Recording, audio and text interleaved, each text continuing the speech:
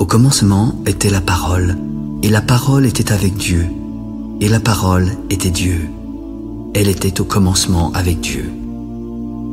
Toutes choses ont été faites par elle, et rien de ce qui a été fait n'a été fait sans elle. En elle était la vie, et la vie était la lumière des hommes. La lumière luit dans les ténèbres, et les ténèbres ne l'ont point reçue. Il y eut un homme envoyé de Dieu. Son nom était Jean. Il vint pour servir de témoin et pour rendre témoignage à la lumière, afin que tous crussent par lui. Il n'était pas la lumière, mais il parut pour rendre témoignage à la lumière. Cette lumière était la véritable lumière qui, en venant dans le monde, éclaire tout homme. Elle était dans le monde. Le monde a été fait par elle, et le monde ne l'a point connue. Elle est venue chez les siens, et les siens ne l'ont point reçue. Mais à tous ceux qui l'ont reçue et à ceux qui croient en son nom, elle a donné le pouvoir de devenir enfants de Dieu, lesquels sont nés non du sang, ni de la volonté de la chair, ni de la volonté de l'homme, mais de Dieu. La parole a été faite chair, et elle a habité parmi nous pleine de grâce et de vérité. Nous avons contemplé sa gloire, une gloire comme la gloire du Fils unique venu du Père. Et Jean lui a rendu témoignage. C'est celui dont j'ai dit, celui qui vient après moi m'a précédé, car il était avant moi. Nous avons tous reçu de sa plénitude et grâce pour grâce. La loi a été donnée par Moïse, mais la grâce et la vérité sont venues par Jésus-Christ.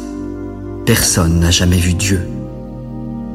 Le Fils unique qui est dans le sein du Père est celui qui l'a fait connaître. Voici le témoignage de Jean lorsque les Juifs envoyèrent de Jérusalem des sacrificateurs et des Lévites pour le questionner. « Toi, qui es-tu ? » ?»« Je ne suis pas le Christ. »« Qui es-tu ? Es-tu Élie ? » ?»« Non, je ne suis pas Élie. »« Es-tu le prophète ? » ?»« Non plus. »« Mais dis-nous qui tu es, afin que nous donnions une réponse à ceux qui nous ont envoyés. Que dis-tu de toi-même ? » ?»« Moi, je suis la voix de celui qui crie dans le désert. Aplanissez le chemin du Seigneur, comme a dit Ésaïe le prophète. » Ceux qui avaient été envoyés étaient des pharisiens, et ils le questionnèrent encore. « Pourquoi donc baptises-tu si tu n'es pas le Christ, ni Élie, ni le prophète ?»« Moi, je baptise d'eau. Mais au milieu de vous, il y a quelqu'un que vous ne connaissez pas, qui vient après moi, et je ne suis pas digne de délier les lacets de ses souliers. » Ces choses se passèrent à Béthanie, au-delà du Jourdain, où Jean baptisait. Le lendemain, il vit Jésus venant à lui. « Voici l'agneau de Dieu qui ôte le péché du monde. C'est celui dont j'ai dit, « Après moi vient un homme qui m'a précédé, car il était avant moi. Je ne le connaissais pas, mais c'est afin qu'il fût manifesté à Israël que je suis venu baptiser d'eau. J'ai vu l'Esprit descendre du ciel comme une colombe et s'arrêter sur lui. Je ne le connaissais pas, mais celui qui m'a envoyé baptiser d'eau m'a dit, « Celui sur qui tu verras l'Esprit descendre et s'arrêter, c'est celui qui baptise du Saint-Esprit. J'ai vu et j'ai rendu témoignage qu'il est le Fils de Dieu. » Le lendemain, lorsque Jésus passait, Jean était encore là avec 2 de ses disciples. « Regardez, voici l'agneau de Dieu. » Les 2 disciples l'entendirent prononcer ces paroles et suivirent Jésus. Voyant qu'ils le suivaient, Jésus se retourna. « Que cherchez-vous ? » ?»« Maître, où demeures-tu ? » ?»« Venez et voyez. » Ils allèrent et ils virent où il demeurait. Ils restèrent auprès de lui ce jour-là. C'était environ la 10e heure. André, frère de Simon-Pierre, était l'un des 2 qui avaient entendu les paroles de Jean et avait suivi Jésus. Ce fut lui qui rencontra le premier son frère Simon. « Simon, nous avons trouvé le Messie, nous avons trouvé le Christ !» Puis André conduisit Simon vers Jésus. Jésus le regarda. « Tu es Simon, fils de Jonas. Tu seras appelé Pierre. » Le lendemain, Jésus voulut se rendre en Galilée. Il rencontra Philippe et lui demanda de le suivre. Philippe était de Bethsaïda, de la ville d'André et de Pierre. Puis Philippe rencontra Nathanaël. « Nous avons trouvé celui de qui Moïse a écrit dans la loi, celui dont les prophètes ont parlé, Jésus de Nazareth, le fils de Joseph. » Philippe, peut-il venir de Nazareth quelque chose de bon? Alors viens et vois toi-même. Jésus, voyant venir à lui Nathanaël, dit de lui: Voici vraiment un Israélite dans lequel il n'y a point de fraude. D'où me connais-tu? Avant que Philippe ne t'appelle, je t'ai vu quand tu étais sous le figuier. Maître, tu es le Fils de Dieu, tu es le roi d'Israël. Parce que je t'ai dit que je t'ai vu sous le figuier, tu crois. Mais tu verras de plus grandes choses que celles-ci. En vérité, vous verrez désormais le ciel ouvert et les anges de Dieu monter et descendre sur le Fils de l'homme. 3 jours après, il y eut des noces à Cana en Galilée. La mère de Jésus était là, et Jésus fut aussi invité aux noces avec ses disciples. Le vin ayant manqué, Marie s'adressa à Jésus. « Vois, ils n'ont plus de vin. » « Femme, qu'y a-t-il entre moi et toi? Mon heure n'est pas encore venue. » Faites ce qu'il vous dira. Or, il y avait là 6 vases de pierre destinés aux purifications des Juifs et contenant chacun 2 ou 3 mesures. Remplissez d'eau ces vases et portez-en à l'ordonnateur du repas. Quand l'ordonnateur du repas eut goûté l'eau changée en vin, et ne sachant d'où venait ce vin, il appela Jésus. Tout homme sert d'abord le bon vin, puis le moins bon après qu'on se soit enivré. Toi, tu as gardé le bon vin jusqu'à présent. Tel fut, à Cana en Galilée, le premier des miracles que fit Jésus. Il manifesta sa gloire et ses disciples crurent en lui. Après cela, il descendit à Capernaum avec sa mère, ses frères et ses disciples, mais ils n'y demeurèrent que peu de jours. La Pâque des Juifs était proche, et Jésus monta à Jérusalem. Il trouva, assis dans le temple, des changeurs ainsi que des vendeurs de bœufs, de brebis et de pigeons. Ayant fait un fouet avec des cordes, il chassa du temple tous les commerçants et leurs animaux. Il dispersa la monnaie des changeurs, renversa les tables et s'adressa aux vendeurs de pigeons. « Ôtez cela d'ici. Ne faites pas de la maison de mon père une maison de trafic. » Ses disciples se souvinrent qu'il est écrit « Le zèle de ta maison me dévore ». Les Juifs prirent alors la parole. « Quel miracle nous montres-tu pour agir de la sorte? » Détruisez ce temple, et en 3 jours je le relèverai. Il a fallu 46 ans pour bâtir ce temple, et toi en 3 jours tu le relèveras?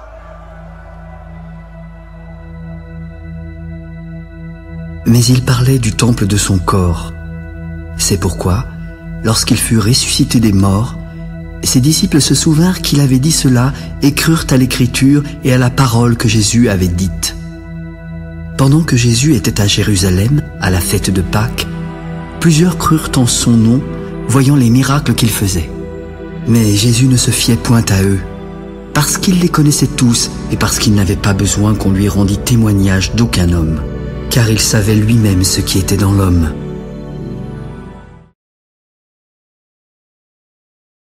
Il y eut un homme d'entre les pharisiens nommé Nicodème, un chef des Juifs, qui vint de nuit auprès de Jésus.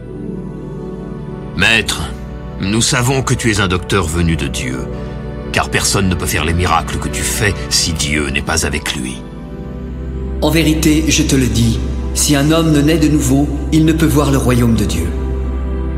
Comment un homme peut-il naître quand il est vieux? Peut-il de nouveau rentrer dans le sein de sa mère et renaître? En vérité, je te le dis, si un homme ne naît d'eau et d'esprit, il ne peut entrer dans le royaume de Dieu. Ce qui est né de la chair est chair, et ce qui est né de l'esprit est esprit. Ne t'étonne pas que je t'ai dit, il faut que vous naissiez de nouveau. Le vent souffle où il veut. Tu entends le bruit, mais tu ne sais pas d'où il vient ni où il va.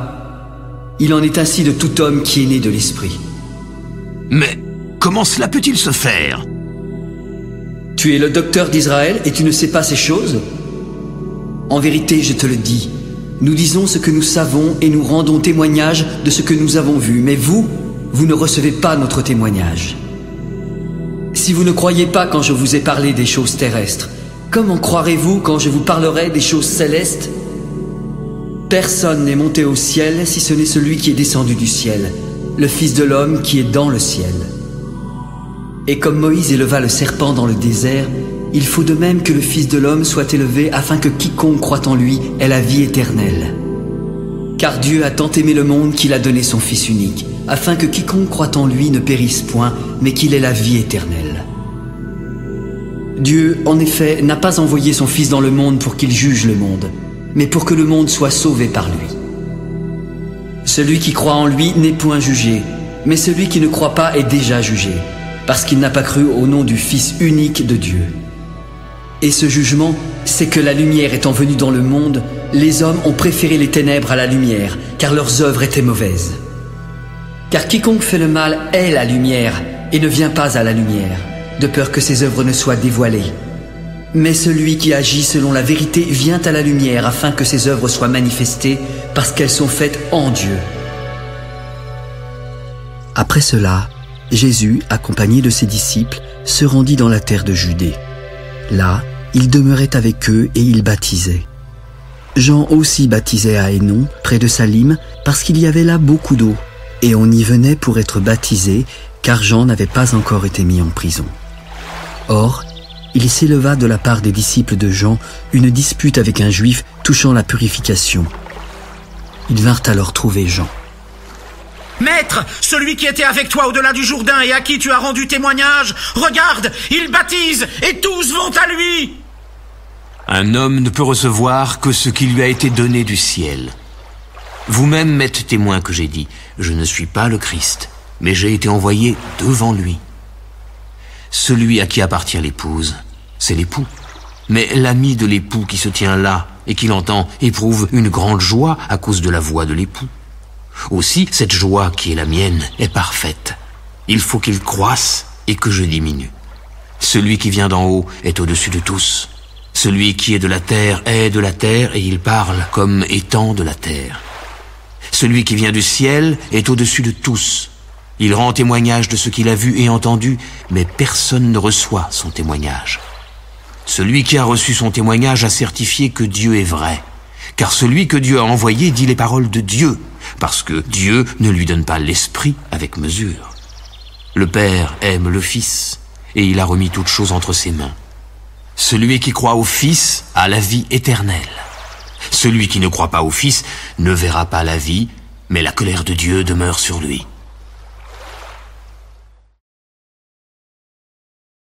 Le Seigneur sut que les pharisiens avaient appris qu'il faisait et baptisait plus de disciples que Jean. Toutefois, Jésus ne baptisait pas lui-même, mais c'étaient ses disciples. Alors il quitta la Judée et retourna en Galilée. Comme il fallait qu'il passât par la Samarie, il arriva dans une ville nommée Sychar, près du champ que Jacob avait donné à Joseph, son fils. Là se trouvait le puits de Jacob, et Jésus, fatigué du voyage, était assis au bord du puits. C'était environ la 6e heure. Une femme de Samarie vint y puiser de l'eau. Ses disciples étant allés en ville pour acheter des vivres, Jésus s'adressa à elle. « Donne-moi à boire. » « Comment toi, qui es juif, me demandes-tu à boire, à moi qui suis une femme samaritaine ?» Si tu connaissais le don de Dieu et qui est celui qui te dit « Donne-moi à boire », tu lui aurais toi-même demandé à boire et il t'aurait donné de l'eau vive. « Seigneur, tu n'as rien pour puiser et le puits est profond. D'où aurais-tu donc cette eau vive ? Es-tu plus grand que notre père Jacob, qui nous a donné ce puits et qui en a bu lui-même, ainsi que ses fils et ses troupeaux ? Quiconque boit de cette eau aura encore soif, mais celui qui boira de l'eau que je lui donnerai n'aura jamais soif. Car l'eau que je lui donnerai deviendra en lui une source qui jaillira jusque dans la vie éternelle. Seigneur, donne-moi cette eau afin que je n'ai plus soif et que je ne vienne plus puiser ici. Va, appelle ton mari et viens ici. Je n'ai point de mari. Tu as eu raison de dire « je n'ai point de mari », car tu as eu 5 maris, et celui que tu as maintenant n'est pas ton mari. En cela, tu as dit vrai. Seigneur, je vois que tu es prophète. Nos pères ont adoré sur cette montagne, et vous dites, vous, que le lieu où il faut adorer est à Jérusalem ? Femme, crois-moi, l'heure vient où ce ne sera ni sur cette montagne, ni à Jérusalem que vous adorerez le Père. Vous adorez ce que vous ne connaissez pas. Nous adorons ce que nous connaissons, car le salut vient des Juifs. Mais l'heure vient, et elle est déjà venue, où les vrais adorateurs adoreront le Père en esprit et en vérité, car ce sont là les adorateurs que le Père demande. Dieu est esprit, et il faut que ceux qui l'adorent en esprit et en vérité. Je sais que le Messie, celui qu'on appelle Christ, doit venir, et quand il sera venu, il nous annoncera toutes choses. Je le suis, moi qui te parle. Là-dessus arrivèrent ses disciples qui furent étonnés de ce qu'il parlait avec une femme. Toutefois, aucun ne lui dit « Que demandes-tu » ou « De quoi parles-tu avec elle ?» Alors la femme, ayant laissé sa cruche, courut dans la ville. « Venez voir, un homme qui m'a dit tout ce que j'ai fait. Ne serait-ce point le Christ ?» Ils sortirent de la ville et vinrent vers lui. Pendant ce temps, les disciples le pressaient de manger. « Maître, mange !»« J'ai à manger une nourriture que vous ne connaissez pas. » Les disciples se disaient donc les uns aux autres, « Quelqu'un lui aurait-il déjà apporté à manger ?» Ma nourriture est de faire la volonté de celui qui m'a envoyé et d'accomplir son œuvre. Ne dites-vous pas qu'il y a encore 4 mois jusqu'à la moisson ? Voici, je vous le dis, levez les yeux et regardez les champs qui déjà blanchissent pour la moisson. Celui qui moissonne reçoit un salaire et amasse des fruits pour la vie éternelle, afin que celui qui sème et celui qui moissonne se réjouissent ensemble. Car en ceci, ce qu'on dit est vrai. Autre est celui qui sème et autre celui qui moissonne. Je vous ai envoyé moissonner ce que vous n'avez pas travaillé. D'autres ont travaillé et vous êtes entrés dans leur travail. Plusieurs Samaritains de cette ville crurent en Jésus à cause de cette déclaration formelle de la femme. « Il m'a dit tout ce que j'ai fait. » Aussi, quand les Samaritains vinrent le trouver, ils le prièrent de rester auprès d'eux. Il y resta 2 jours. Un beaucoup plus grand nombre crurent à cause de sa parole. Il disait à la femme, « Ce n'est plus à cause de ce que tu as dit que nous croyons, car nous l'avons entendu nous-mêmes, et nous savons qu'il est vraiment le Sauveur du monde. » Après ces 2 jours, Jésus partit de là pour se rendre en Galilée, car il avait déclaré lui-même qu'un prophète n'est pas honoré dans sa propre patrie. Lorsqu'il y arriva, il fut bien reçu des Galiléens qui étaient également allés à la fête, car ils avaient vu tout ce qu'il avait fait à Jérusalem. Il retourna donc à Cana en Galilée, où il avait changé l'eau en vin. Il y avait à Capernaum un officier du roi dont le fils était malade. Ayant appris que Jésus était venu de Judée en Galilée, il alla vers lui, le pria de descendre et de guérir son fils qui était près de mourir. « Si vous ne voyez des miracles et des prodiges, vous ne croyez point. » L'officier du roi lui dit, « Seigneur, descends avant que mon enfant meure. »« Va, ton fils vit. » Cet homme s'en alla et crut à la parole que Jésus lui avait dite. Déjà, comme il descendait, ses serviteurs vinrent à sa rencontre. « Ton enfant, il vit. »« À quelle heure s'est-il trouvé mieux ?»« Hier. À la 7e heure, la fièvre l'a quitté. » Le père reconnut que c'était à cette heure-là que Jésus lui avait dit « Ton fils vit. » Et il crut, lui et toute sa maison. Jésus fit encore ce second miracle lorsqu'il fut venu de Judée en Galilée.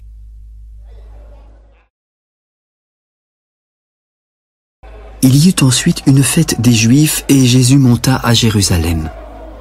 Or, à Jérusalem, près de la porte des brebis, il y a une piscine à 5 portiques qui s'appelle en hébreu Bethesda. Sous ces portiques, des malades, des aveugles, des boiteux et des paralytiques étaient couchés en grand nombre. Ils attendaient le mouvement de l'eau, car un ange descendait de temps en temps dans la piscine en agitant l'eau. Et celui qui y descendait le premier était guéri, quelle que fût sa maladie. Couché là, se trouvait un homme malade depuis 38 ans. Sachant qu'il était malade depuis longtemps, Jésus l'interrogea. « Veux-tu être guéri ?» ?»« Seigneur, je n'ai personne pour me jeter dans la piscine quand l'eau est agitée. Et pendant que j'y vais, un autre descend avant moi. »« Lève-toi, prends ton lit et marche. » Aussitôt, cet homme fut guéri. Il prit son lit et marcha. Comme c'était un jour de sabbat, les Juifs s'adressèrent à lui. « C'est le sabbat, il ne t'est pas permis d'emporter ton lit !» Mais celui qui m'a guéri m'a dit, prends ton lit et marche. Qui est l'homme qui t'a dit, prends ton lit et marche? Celui qui avait été guéri ne savait pas qui c'était, car Jésus avait disparu de la foule qui était en ce lieu. Plus tard, Jésus le trouva dans le temple. « Voici, tu as été guéri. Ne pêche plus de peur qu'il ne t'arrive quelque chose de pire. » Cet homme s'en alla en annonçant aux Juifs que c'était Jésus qui l'avait guéri. Et comme il faisait ces choses le jour du sabbat, les Juifs poursuivaient Jésus.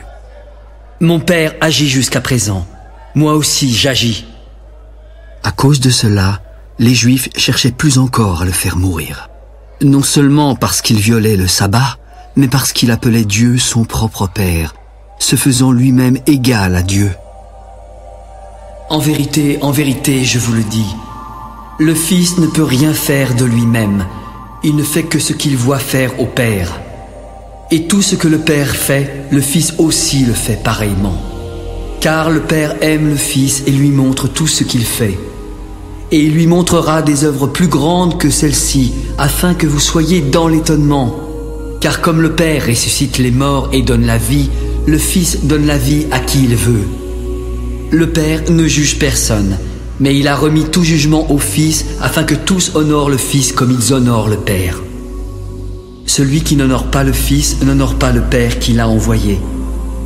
En vérité, je vous le dis, celui qui écoute ma parole et qui croit à celui qui m'a envoyé a la vie éternelle et ne vient point en jugement, car il est passé de la mort à la vie. En vérité, je vous le dis, l'heure vient, et elle est déjà venue, où les morts entendront la voix du Fils de Dieu. Et ceux qui l'auront entendu vivront, car comme le Père a la vie en lui-même, il a donné au Fils d'avoir la vie en lui-même. Il lui a donné le pouvoir de juger, parce qu'il est Fils de l'homme. Ne vous étonnez pas de cela, car l'heure vient où tous ceux qui sont dans les sépulcres entendront sa voix et en sortiront. Ceux qui auront fait le bien ressusciteront pour la vie, mais ceux qui auront fait le mal ressusciteront pour le jugement. Je ne puis rien faire de moi-même. Selon ce que j'entends, je juge. Et mon jugement est juste, parce que je ne cherche pas ma volonté, mais la volonté de celui qui m'a envoyé. Si c'est moi qui rends témoignage de moi-même, mon témoignage n'est pas vrai. Il y en a un autre qui rend témoignage de moi, et je sais que le témoignage qu'il rend de moi est vrai. Vous avez été envoyé vers Jean, et il a rendu témoignage à la vérité. Pour moi, ce n'est pas d'un homme que je reçois le témoignage, mais je dis ceci afin que vous soyez sauvés. Jean était la lampe qui brûle et qui luit, et vous avez voulu vous réjouir 1 heure à sa lumière. Moi, j'ai un témoignage plus grand que celui de Jean, car les œuvres que le Père m'a donné d'accomplir, ces œuvres mêmes que je fais, témoignent de moi que c'est le Père qui m'a envoyé. Et le Père qui m'a envoyé a rendu lui-même témoignage de moi. Vous n'avez jamais entendu sa voix, vous n'avez jamais vu sa face, et sa parole ne demeure point en vous, parce que vous ne croyez pas à celui qui l'a envoyé. Vous sondez les Écritures parce que vous pensez avoir en elles la vie éternelle. Ce sont elles qui rendent témoignage de moi, et vous ne voulez pas venir à moi pour avoir la vie? Je ne tire pas ma gloire des hommes, mais je sais que vous n'avez point en vous l'amour de Dieu. Je suis venu au nom de mon Père, et vous ne me recevez pas. Si un autre vient en son propre nom, vous le recevrez. Comment pouvez-vous croire, vous qui tirez votre gloire les uns des autres et qui ne cherchez point la gloire qui vient de Dieu seul? Ne pensez pas que moi je vous accuserai devant le Père. Celui qui vous accuse, c'est Moïse, en qui vous avez mis votre espérance. Car si vous croyez Moïse, vous me croiriez aussi parce qu'il a écrit de moi. Mais si vous ne croyez pas ces écrits, comment croirez-vous à mes paroles? Après cela, Jésus s'en alla de l'autre côté de la mer de Galilée, de Tibériade. Une grande foule le suivait parce qu'elle voyait les miracles qu'il opérait sur les malades. Jésus monta sur la montagne et s'assit avec ses disciples. Or, la Pâque, la fête des Juifs, était proche. Ayant levé les yeux et voyant qu'une grande foule venait à lui, Jésus s'adressa à Philippe afin de l'éprouver. car il savait déjà ce qu'il allait faire. Où achèterons-nous des pains pour que tous ces gens aient à manger? Les pains qu'on aurait pour 200 deniers ne suffiraient pas pour que chacun en reçût un peu. Un de ses disciples, André, frère de Simon-Pierre, répondit à Jésus. Il y a ici un jeune garçon qui a 5 pains d'orge et 2 poissons, mais qu'est-ce que cela a pour tant de gens? Faites-les asseoir. Il y avait en ce lieu beaucoup d'herbes. Ils s'assirent donc au nombre d'environ 5000 hommes. Jésus prit les pains, rendit grâce et les distribua à ceux qui étaient assis. Il leur donna de même des poissons, autant qu'ils en voulurent. Lorsqu'ils furent rassasiés, il parla à ses disciples. Ramassez les morceaux qui restent afin que rien ne se perde. Après que tous eurent mangé, ils ramassèrent et remplirent 12 paniers avec les morceaux qui restèrent des 5 pains d'orge. Ces gens, ayant vu le miracle que Jésus avait fait, disaient « Celui-ci est vraiment le prophète qui doit venir dans le monde. » Jésus, sachant qu'ils allaient venir l'enlever pour le faire roi, se retira seul de nouveau sur la montagne. Quand le soir fut venu, ses disciples descendirent au bord de la mer. Étant montés dans une barque, ils traversaient la mer pour se rendre à Capernaum. Il faisait déjà nuit et Jésus ne les avait pas encore rejoints. Il soufflait un grand vent et la mer était agitée. Après avoir ramé environ 25 ou 30 stades, ils virent avec crainte Jésus marchant sur la mer et s'approchant de la barque. « C'est moi, n'ayez pas peur !» Ils voulurent le prendre dans la barque, mais aussitôt la barque aborda au lieu où ils allaient. La foule, qui était restée de l'autre côté de la mer, avait remarqué qu'il ne se trouvait là qu'une seule barque et que Jésus n'y était pas monté avec ses disciples, mais qu'ils étaient partis seuls. Le lendemain, comme d'autres barques étaient arrivées de Tibériade, près du lieu où ils avaient mangé le pain après que le Seigneur eut rendu grâce, les gens de la foule, ayant vu que ni Jésus ni ses disciples n'étaient là, montèrent eux-mêmes dans ces barques. Ils allèrent à sa recherche à Capernaum et le trouvèrent au-delà de la mer. « Maître, quand es-tu venu ici ?» En vérité, je vous le dis, vous me cherchez non parce que vous avez vu des miracles, mais parce que vous avez mangé des pains et que vous avez été rassasiés. Travaillez non pour la nourriture qui périt, mais pour celle qui subsiste pour la vie éternelle et que le Fils de l'homme vous donnera. Car c'est lui que le Père, que Dieu a marqué de son sceau. Que devons-nous faire pour faire les œuvres de Dieu ? L'œuvre de Dieu, c'est que vous croyez en celui qui l'a envoyé. Quel miracle fais-tu donc afin que nous le voyions et que nous croyions en toi ? Que fais-tu ? Nos pères ont mangé la manne dans le désert, selon ce qui est écrit. Il leur donna le pain du ciel à manger. En vérité, je vous le dis, Moïse ne vous a pas donné le pain du ciel, mais mon Père vous donne le vrai pain du ciel. Car le pain de Dieu, c'est celui qui descend du ciel et qui donne la vie au monde. Seigneur, donne-nous toujours de ce pain. Je suis le pain de vie. Celui qui vient à moi n'aura jamais faim, et celui qui croit en moi n'aura jamais soif.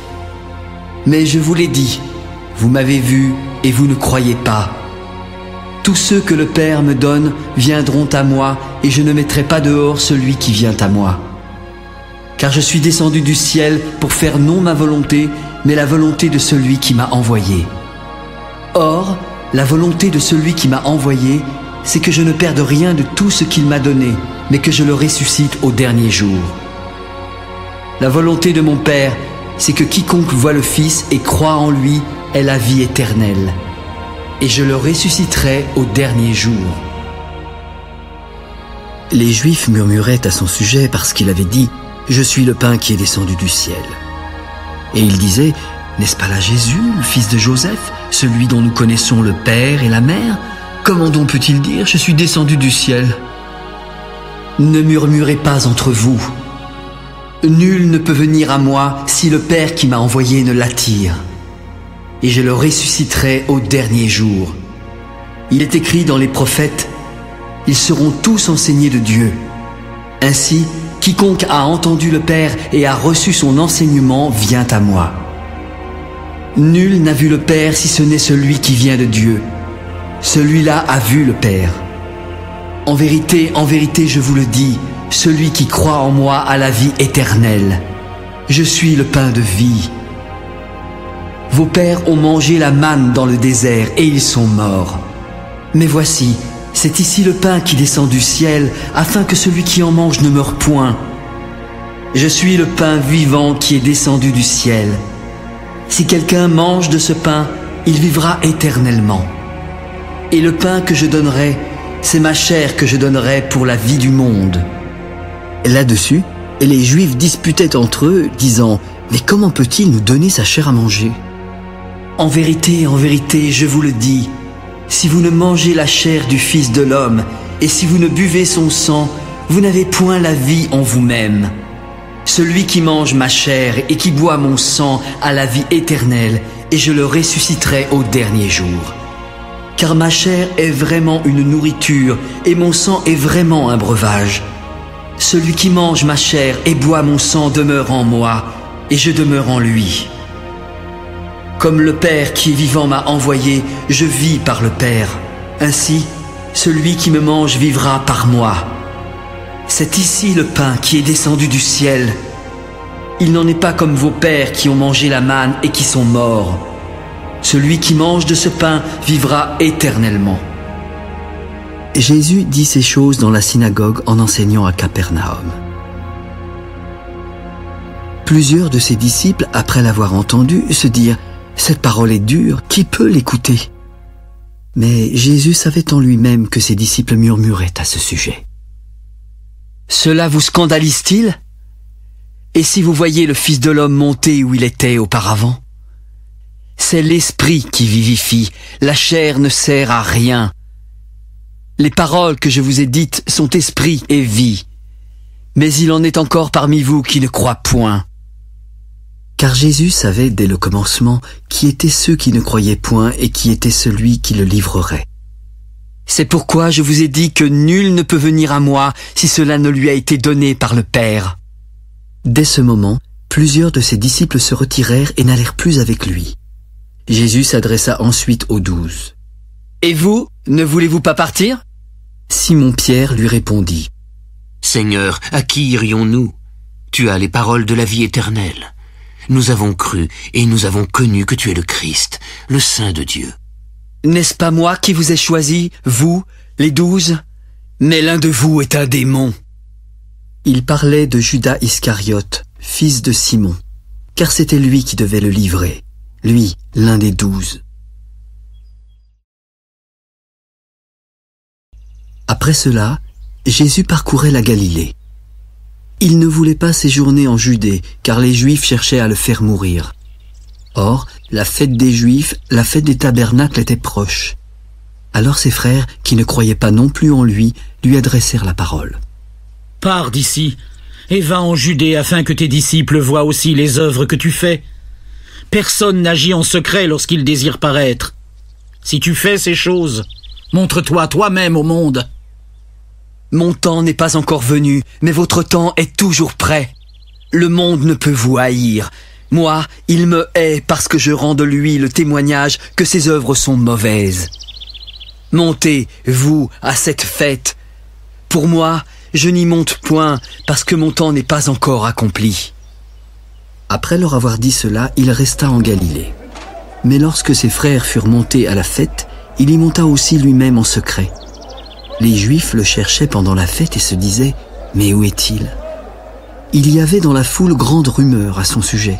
Les uns disaient « C'est un homme de bien », d'autres disaient « Non, il égare la multitude ».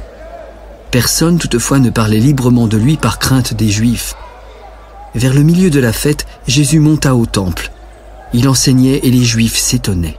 « Comment connaît-il les Écritures, lui qui n'a point étudié ?» Ma doctrine n'est pas de moi, mais de celui qui m'a envoyé. Si quelqu'un veut faire sa volonté, il connaîtra si ma doctrine est de Dieu ou si je parle de mon chef. Celui qui parle de son chef cherche sa propre gloire, mais celui qui cherche la gloire de celui qui l'a envoyé, celui-là est vrai et il n'y a point d'injustice en lui. Moïse ne vous a-t-il pas donné la loi? Mais nul de vous n'observe la loi. Pourquoi cherchez-vous à me faire mourir? Tu as un démon! Qui est-ce qui cherche cherche à te faire mourir. J'ai fait une œuvre, et vous en êtes tous étonnés. Moïse vous a donné la circoncision, et vous circoncisez un homme le jour du sabbat. Si un homme reçoit la circoncision le jour du sabbat, afin que la loi de Moïse ne soit pas violée, pourquoi vous irritez-vous contre moi de ce que j'ai guéri un homme tout entier le jour du sabbat? Ne jugez pas selon l'apparence, mais jugez selon la justice. Parmi la foule, quelques habitants de Jérusalem remarquèrent Jésus. N'est-ce pas là celui qu'il cherche à faire mourir? Il parle librement et ils ne lui disent rien. Est-ce que vraiment les chefs auraient reconnu qu'il est le Christ? Cependant, celui-ci, nous savons d'où il est. Mais quand le Christ viendra, personne ne saura d'où il est. Et Jésus continua d'enseigner dans le temple. Vous me connaissez et vous savez d'où je suis. Je ne suis pas venu de moi-même, mais celui qui m'a envoyé est vrai, et vous ne le connaissez pas.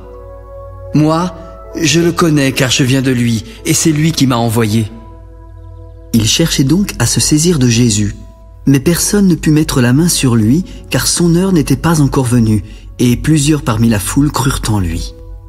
Il se disait, le Christ, quand il viendra, fera-t-il plus de miracles que n'en a fait celui-ci?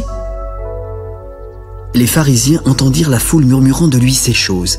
Alors les principaux sacrificateurs et les pharisiens envoyèrent des huissiers pour le saisir. Je suis encore avec vous pour un peu de temps, puis je m'en vais vers celui qui m'a envoyé. Vous me chercherez, mais vous ne me trouverez pas, et vous ne pouvez venir où je serai. Sur quoi les Juifs dirent entre eux, où ira-t-il que nous ne le trouvions pas? Ira-t-il parmi ceux qui sont dispersés chez les Grecs? Enseignera-t-il les Grecs? Que signifie cette parole qu'il a dite, vous me chercherez, mais vous ne me trouverez pas, et vous ne pouvez venir où je serai? Le dernier jour, au grand jour de la fête, Jésus se tenait debout. Si quelqu'un a soif, qu'il vienne à moi et qu'il boive. À celui qui croit en moi, et comme dit l'Écriture, des fleuves d'eau vive couleront de son sein. Il dit cela de l'Esprit que devaient recevoir ceux qui croiraient en lui. Et l'Esprit n'était pas encore descendu, parce que Jésus n'avait pas encore été glorifié. Des gens de la foule, ayant entendu ces paroles, se disaient « Celui-ci est vraiment le prophète ?» D'autres disaient « C'est le Christ ?» Et d'autres disaient « Est-ce bien de la Galilée que doit venir le Christ ?» L'Écriture ne dit-elle pas que c'est de la postérité de David et du village de Bethléem où était David que le Christ doit venir? Il y eut donc, à cause de lui, division parmi la foule. Quelques-uns d'entre eux voulaient le saisir, mais personne ne mit la main sur lui. Ainsi, les huissiers retournèrent vers les principaux sacrificateurs et les pharisiens. « Mais pourquoi ne l'avez-vous pas amené ? Jamais un homme n'a parlé comme cet homme. Est-ce que vous aussi vous avez été séduits ? Y a-t-il quelqu'un, des chefs ou des pharisiens, qui ait cru en lui ? Mais cette foule qui ne connaît pas la loi, ce sont des maudits !» Nicodème, qui était venu de nuit vers Jésus et qui était l'un d'entre eux, leur répondit. « Notre loi condamne-t-elle un homme avant qu'on l'entende et qu'on sache ce qu'il a fait ? Es-tu aussi galiléen ? Examine, et tu verras que de Galilée, il ne sort pas de prophète. » Et chacun s'en retourna dans sa maison. Jésus se rendit à la montagne des Oliviers. Mais dès le matin, il alla de nouveau dans le temple et tout le peuple vint à lui. S'étant assis, il les enseignait. Alors, les scribes et les pharisiens amenèrent une femme surprise en adultère. Ils la placèrent au milieu du peuple et dirent à Jésus.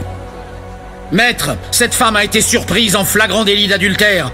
Moïse, dans la loi, nous a ordonné de lapider de telles femmes. Et toi, que dis-tu » Il disait cela pour l'éprouver afin de pouvoir l'accuser. Mais Jésus, s'étant baissé, écrivait avec le doigt sur la terre. Comme il continuait à l'interroger, il se releva et leur dit « Que celui de vous qui est sans péché jette le premier la pierre contre elle. » Et s'étant de nouveau baissé, il continuait d'écrire sur la terre.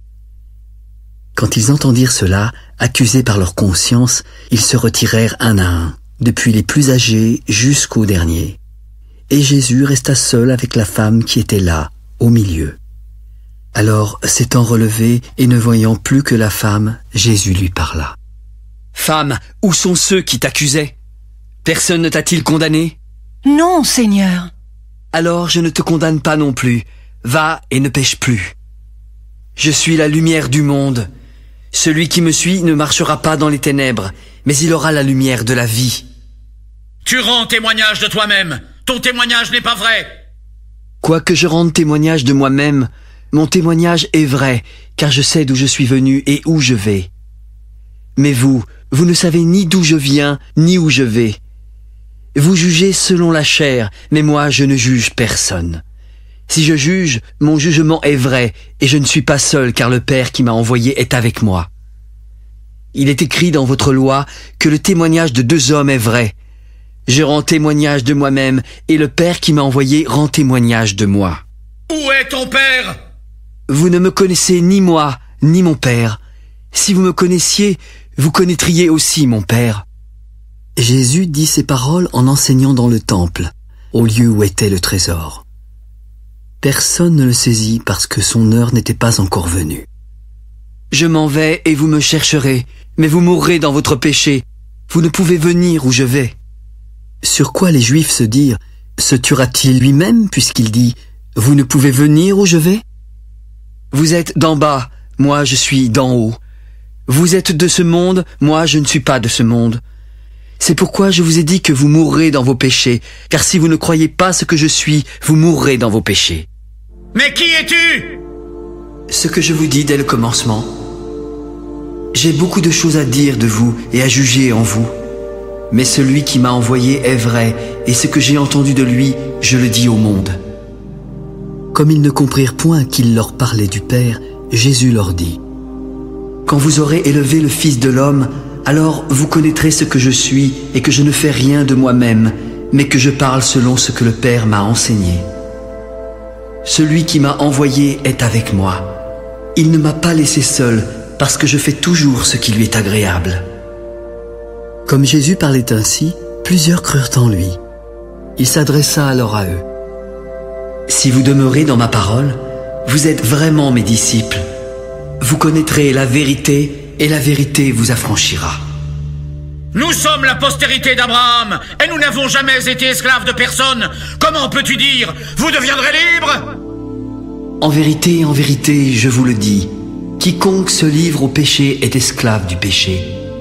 Or, l'esclave ne demeure pas toujours dans la maison, mais le Fils y demeure toujours. Si donc le Fils vous affranchit, vous serez réellement libre.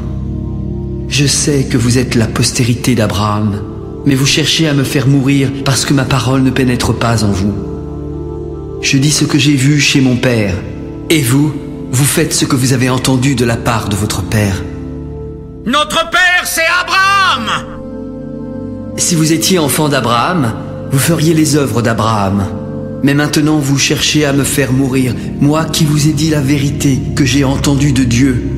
Cela, Abraham ne l'a point fait. Vous faites les œuvres de votre père. Nous ne sommes pas des enfants illégitimes. Nous avons un seul Père, Dieu. Si Dieu était votre Père, vous m'aimeriez, car c'est de Dieu que je suis sorti et que je viens. Je ne suis pas venu de moi-même, mais c'est lui qui m'a envoyé. Pourquoi ne comprenez-vous pas mon langage? Parce que vous ne pouvez pas écouter ma parole. Vous avez pour père le diable, et vous voulez accomplir les désirs de votre père. Il a été meurtrier dès le commencement. Il ne se tient pas dans la vérité, parce qu'il n'y a pas de vérité en lui. Lorsqu'il profère le mensonge, il parle de son propre fond, car il est menteur et père du mensonge. Et moi, parce que je dis la vérité, vous ne me croyez pas. Qui de vous me convaincra de pécher? Si je dis la vérité, pourquoi ne me croyez-vous pas? Celui qui est de Dieu écoute les paroles de Dieu. Vous n'écoutez pas parce que vous n'êtes pas de Dieu. N'avons-nous pas raison de dire que tu es un Samaritain et que tu as un démon? Je n'ai pas de démon, mais j'honore mon Père et vous m'outragez.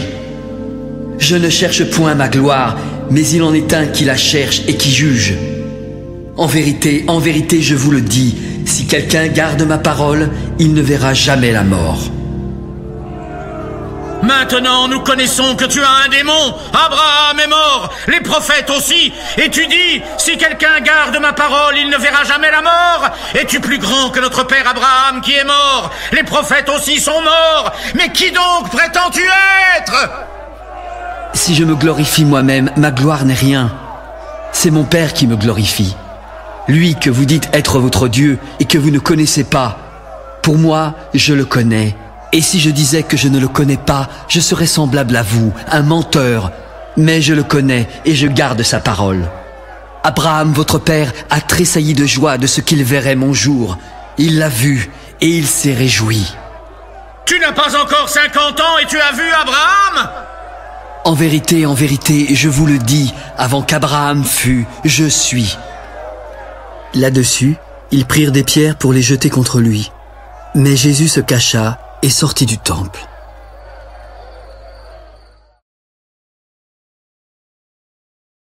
Jésus vit en passant un homme aveugle de naissance. Et ses disciples lui firent cette question. « Maître, qui a péché, cet homme ou ses parents pour qu'il soit né aveugle ?» Ce n'est pas que lui ou ses parents aient péché, mais c'est afin que les œuvres de Dieu soient manifestées en lui. Il faut que je fasse, tandis qu'il fait jour, les œuvres de celui qui m'a envoyé. La nuit vient où personne ne peut travailler. Pendant que je suis dans le monde, je suis la lumière du monde. Après avoir dit cela, il cracha à terre et fit de la boue avec sa salive. Puis il appliqua cette boue sur les yeux de l'aveugle. « Va et lave-toi au réservoir de Siloé. » Il y alla, se lava et s'en retourna voyant clair. Ses voisins et ceux qui auparavant l'avaient connu comme un mendiant disaient « N'est-ce pas celui-là qui se tenait assis et qui mendiait ?» Les uns disaient « C'est lui », d'autres disaient « Non, mais il lui ressemble ». Et lui-même disait « C'est moi ». Comment tes yeux ont-ils été ouverts? L'homme qu'on appelle Jésus a fait de la boue et a oint mes yeux, puis il m'a dit « Va au réservoir de Siloé et lave-toi ». Alors voici, j'y suis allé, je me suis lavé, et j'ai recouvré la vue. Où est cet homme? Je ne sais pas. Ils emmenèrent ensuite vers les pharisiens celui qui avait été aveugle. Mais c'était un jour de sabbat que Jésus avait fait de la boue et lui avait ouvert les yeux. Et de nouveau, les pharisiens demandèrent à l'homme comment il avait recouvré la vue. Il a appliqué de la boue sur mes yeux, je me suis lavé et je vois. Cet homme ne vient pas de Dieu car il n'observe pas le sabbat.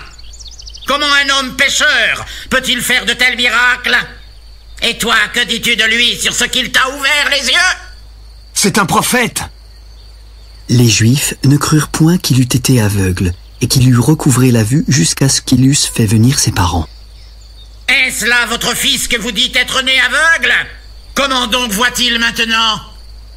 Nous savons que c'est notre fils et qu'il est né aveugle. Mais comment il voit maintenant ou qui lui a ouvert les yeux, nous ne le savons pas. Interrogez-le lui-même, il a l'âge, et il parlera de ce qui le concerne.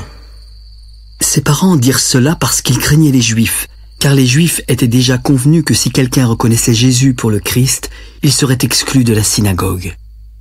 C'est pourquoi ses parents dirent « Il a l'âge » et interrogez-le lui-même. Les pharisiens appelèrent une seconde fois l'homme qui avait été aveugle. « Donne gloire à Dieu! Nous savons que cet homme est un pécheur !» Je ne sais pas s'il est un pécheur, mais je sais une chose, c'est que j'étais aveugle et que maintenant je vois. Que t'a-t-il fait? Comment t'a-t-il ouvert les yeux? Je vous l'ai déjà dit et vous ne m'avez pas écouté. Pourquoi voulez-vous l'entendre encore? Voulez-vous aussi devenir ses disciples? C'est toi qui es son disciple. Nous sommes les disciples de Moïse. Nous savons que Dieu a parlé à Moïse, mais celui-ci, nous ne savons pas d'où il est. Il est étonnant que vous ne sachiez pas d'où il est. Cependant, il m'a ouvert les yeux. Nous savons que Dieu n'exauce point les pécheurs. Mais si quelqu'un l'honore et fait sa volonté, c'est celui-là qui l'exauce. Jamais on n'a entendu dire que quelqu'un ait ouvert les yeux d'un aveugle-né. Si cet homme ne venait pas de Dieu, il ne pourrait rien faire. Tu es né tout entier dans le péché et tu oses nous enseigner! Ils le repoussèrent alors violemment. Jésus, ayant appris qu'il l'avait chassé, l'interrogea quand il le rencontra de nouveau.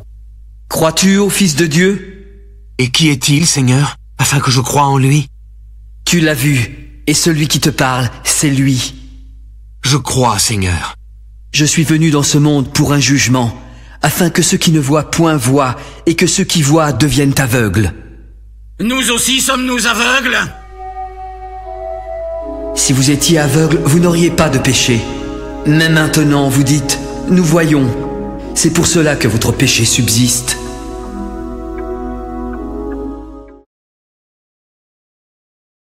En vérité, je vous le dis, celui qui n'entre pas par la porte dans la bergerie, mais qui y monte par ailleurs est un voleur et un brigand.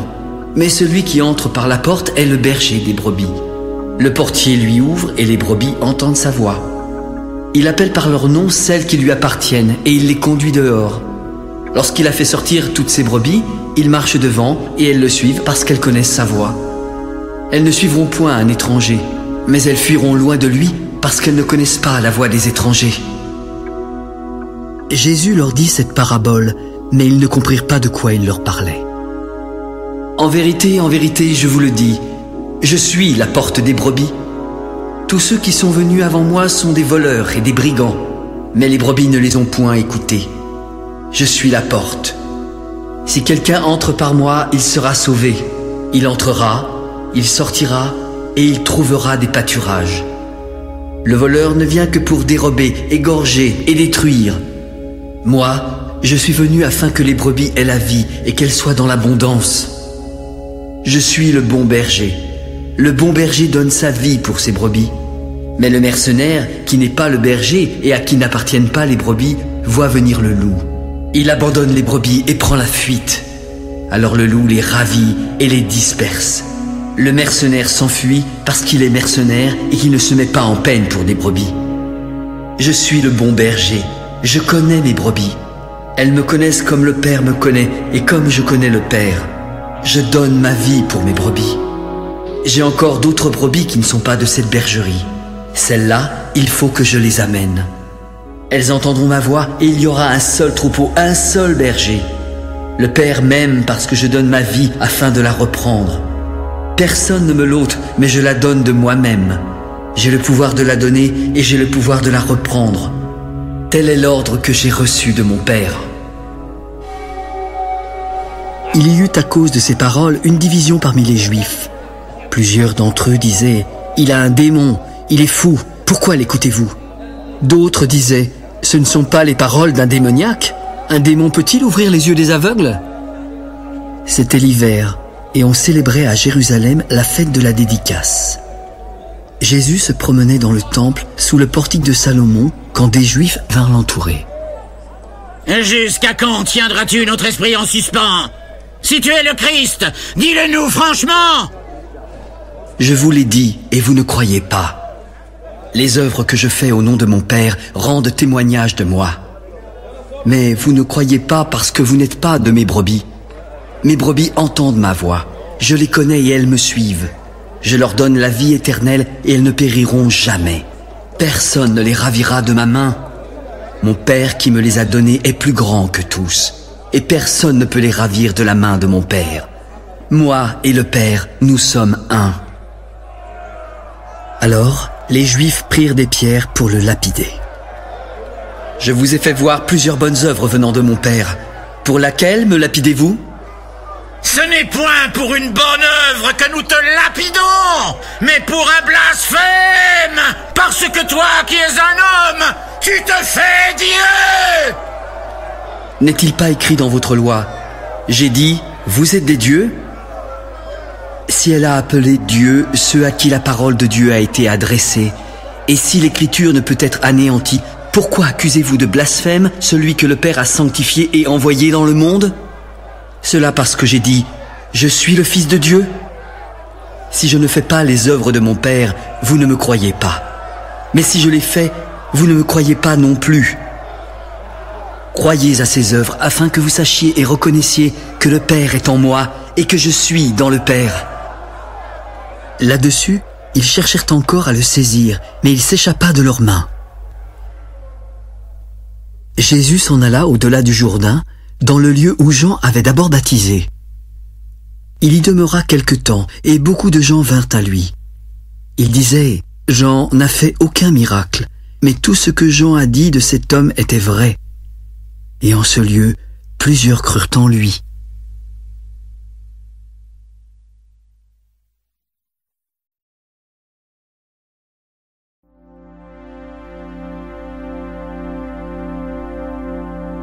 Il y avait un homme malade, Lazare, de Béthanie, le village de Marie et de Marthe, sa sœur. C'était cette Marie qui oignit de parfum le Seigneur et qui lui essuya les pieds avec ses cheveux. C'était son frère Lazare qui était malade. Alors les sœurs envoyèrent dire à Jésus: « Seigneur, celui que tu aimes est malade. » Cette maladie n'est point à la mort, mais elle est pour la gloire de Dieu, afin que le Fils de Dieu soit glorifié par elle. Or, Jésus aimait Marthe, sa sœur et Lazare. Quand il eut appris que Lazare était malade, il resta encore 2 jours dans le lieu où il était et dit ensuite aux disciples: « Retournons en Judée. » « Maître, les Juifs cherchaient récemment à te lapider, et tu veux retourner en Judée ? N'y a-t-il pas 12 heures au jour ? Si quelqu'un marche pendant le jour, il ne bronche point parce qu'il voit la lumière de ce monde. Mais si quelqu'un marche pendant la nuit, il bronche parce que la lumière n'est pas en lui. Lazare, notre ami, dort, mais je vais le réveiller. » « Seigneur, s'il dort, il sera guéri. » Jésus avait parlé de sa mort, mais ils crurent qu'il parlait de l'assoupissement du sommeil. Alors il leur dit ouvertement: « Lazare est mort. Mais à cause de vous, et afin que vous croyiez, je me réjouis de ce que je n'étais pas là. Allons vers lui. » Sur quoi Thomas, appelé Didyme, s'adressa aux autres disciples: « Allons aussi, afin de mourir avec lui. » Jésus, étant arrivé, trouva Lazare qui était déjà dans le sépulcre depuis 4 jours. Et comme Béthanie était près de Jérusalem, à 15 stades environ, beaucoup de Juifs étaient venus vers Marthe et Marie pour les consoler de la mort de leur frère. Lorsque Marthe apprit que Jésus arrivait, elle alla au-devant de lui, tandis que Marie se tenait assise à la maison. Puis Marthe dit à Jésus: « Seigneur, si tu avais été là, mon frère ne serait pas mort. Mais maintenant même, je sais que tout ce que tu demanderas à Dieu, Dieu te l'accordera. » « Ton frère ressuscitera. » Je sais qu'il ressuscitera à la résurrection, au dernier jour. « Je suis la résurrection et la vie. Celui qui croit en moi vivra quand même il serait mort, et quiconque vit et croit en moi ne mourra jamais. Crois-tu cela ? » Oui, Seigneur. Je crois que tu es le Christ, le Fils de Dieu, qui devait venir dans le monde. Ayant ainsi parlé, elle s'en alla. Puis elle appela secrètement Marie, sa sœur. « Marie, le Maître est ici et il te demande. » Dès que Marie eut entendu, elle se leva promptement et alla vers lui, car Jésus n'était pas encore entré dans le village, mais il était encore dans le lieu où Marthe l'avait rencontré. Les Juifs qui étaient avec Marie dans la maison et qui la consolaient, l'ayant vue se lever promptement et sortir, la suivirent en se disant: « Elle va certainement au sépulcre pour y pleurer. » Lorsque Marie fut arrivée là où était Jésus et qu'elle le vit, elle tomba à ses pieds. « Seigneur, si tu avais été là, mon frère ne serait pas mort. » Jésus, la voyant pleurer, elle et les Juifs qui étaient venus avec elle, frémit en son esprit et fut ému. « Où l'avez-vous mis ? » ?»« Seigneur, lui répondirent-ils, viens et vois. » Jésus pleura. Sur quoi les Juifs dirent: voyez comme il l'aimait. Et quelques-uns d'entre eux se dirent: lui qui a ouvert les yeux de l'aveugle, ne pouvait-il pas faire aussi que cet homme ne mourût point? Jésus, frémissant de nouveau en lui-même, se rendit au sépulcre. C'était une grotte, et une pierre était placée devant. « Ôtez la pierre. »« Seigneur, il sent déjà, car il y a 4 jours qu'il est là. » »« Ne t'ai-je pas dit que si tu crois, tu verras la gloire de Dieu ?» Ils ôtèrent la pierre, et Jésus leva les yeux au ciel. « Père, je te rends grâce de ce que tu m'as exaucé. Pour moi, je savais que tu m'exauces toujours, mais j'ai parlé à cause de la foule qui m'entoure, afin qu'ils croient que c'est toi qui m'as envoyé. Lazare, sors !» Et le mort sortit, les pieds et les mains liés de bandes et le visage enveloppé d'un linge. « Déliez-le et laissez-le aller. » Plusieurs des Juifs qui étaient venus vers Marie et qui virent ce que fit Jésus crurent en lui. Mais quelques-uns d'entre eux allèrent trouver les pharisiens et leur dirent ce que Jésus avait fait. Alors, les principaux sacrificateurs et les pharisiens assemblèrent le Sanhédrin. Qu'allons-nous faire ? car cet homme fait beaucoup de miracles. Si nous le laissons agir, tous croiront en lui et les Romains viendront détruire notre ville et notre nation. » L'un d'eux, Caïphe, qui était souverain sacrificateur cette année-là, leur dit: « Vous ne comprenez rien. Vous ne réfléchissez pas qu'il est dans votre intérêt qu'un seul homme meure pour le peuple et que la nation entière ne périsse pas. » Or, il ne dit pas cela de lui-même. Mais étant souverain sacrificateur cette année-là, il prophétisa que Jésus devait mourir pour la nation. Et ce n'était pas pour la nation seulement, c'était aussi afin de réunir en un seul corps les enfants de Dieu dispersés. Dès ce jour, ils résolurent de le faire mourir. C'est pourquoi Jésus ne se montra plus ouvertement parmi les Juifs. Il se retira dans la contrée voisine du désert, dans une ville appelée Éphraïm, afin d'y demeurer avec ses disciples. La Pâque des Juifs était proche, et beaucoup de gens du pays montèrent à Jérusalem avant la Pâque pour se purifier. Ils cherchaient Jésus et se disaient les uns aux autres dans le temple: « Qu'en pensez-vous? Viendra-t-il à la fête ?» Or, les principaux sacrificateurs et les pharisiens avaient donné l'ordre que si quelqu'un savait où il était, il le déclara afin qu'on se saisît de lui.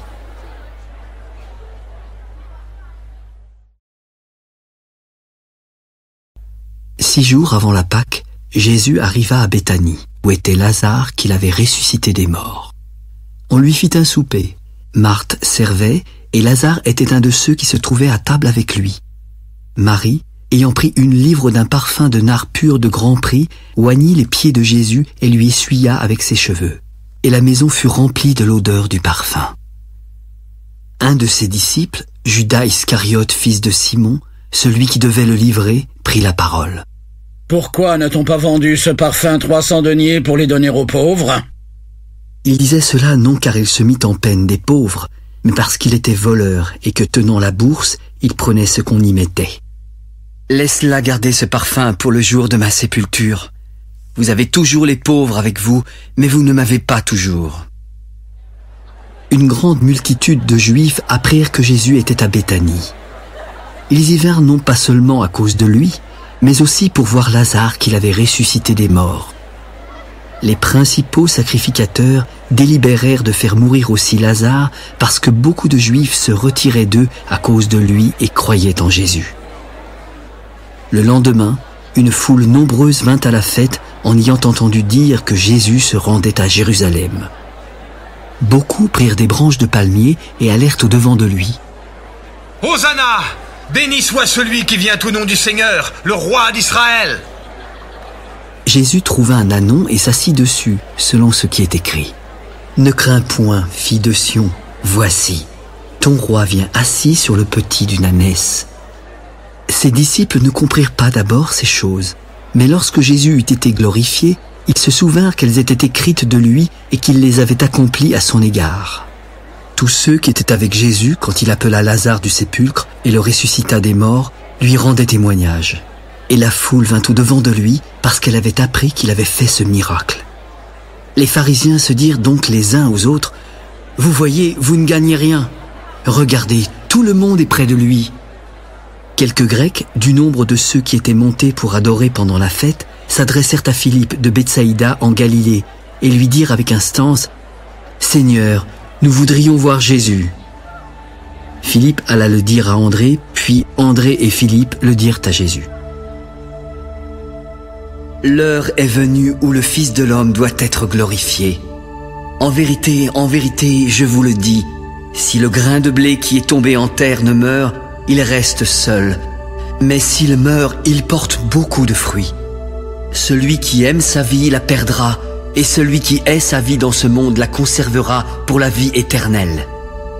Si quelqu'un me sert, qu'il me suive, et là où je suis, là aussi sera mon serviteur. Si quelqu'un me sert, le Père l'honorera. Maintenant, mon âme est troublée. Et que dirai-je? Père, délivre-moi de cette heure. Mais c'est pour cela que je suis venu jusqu'à cette heure. Père, glorifie ton nom. Et voici, une voix vint du ciel. Je l'ai glorifié, et je le glorifierai encore. La foule qui était là et qui avait entendu disait que c'était un tonnerre. D'autres disaient: un ange lui a parlé. « Ce n'est pas à cause de moi que cette voix s'est fait entendre, mais c'est à cause de vous. Maintenant a lieu le jugement de ce monde. Maintenant, le prince de ce monde sera jeté dehors. Et moi, quand j'aurai été élevé de la terre, j'attirerai tous les hommes à moi. » En parlant ainsi, il indiquait de quelle mort il devait mourir. Et la foule le questionna.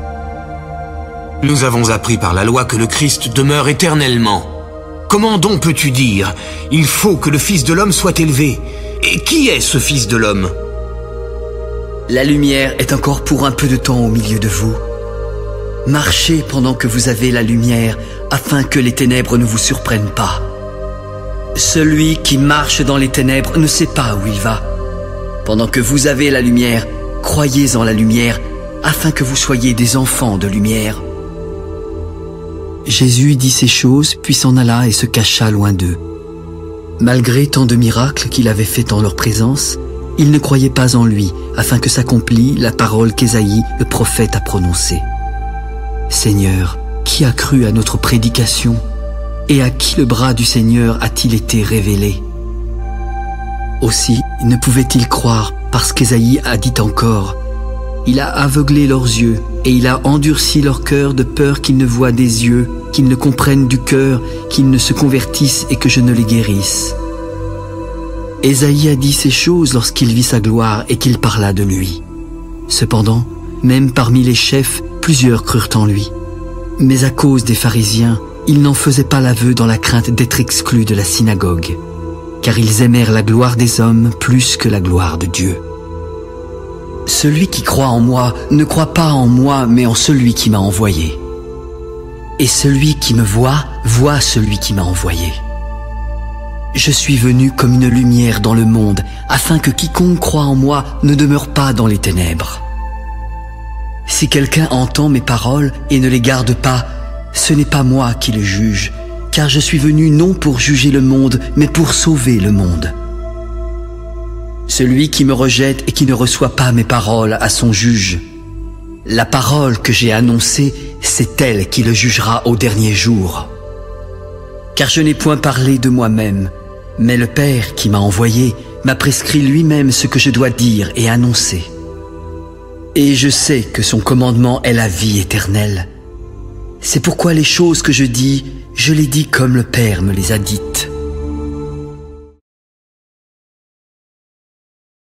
Avant la fête de Pâques, Jésus, sachant que son heure était venue de passer de ce monde au Père, et ayant aimé les siens qui étaient dans le monde, mit le comble à son amour pour eux. Pendant le souper, le diable avait déjà inspiré au cœur de Judas Iscariote, fils de Simon, le dessein de livrer Jésus.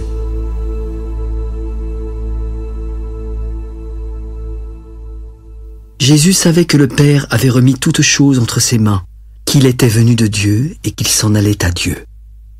Alors il se leva de table, ôta ses vêtements et prit un linge dont il se ceignit.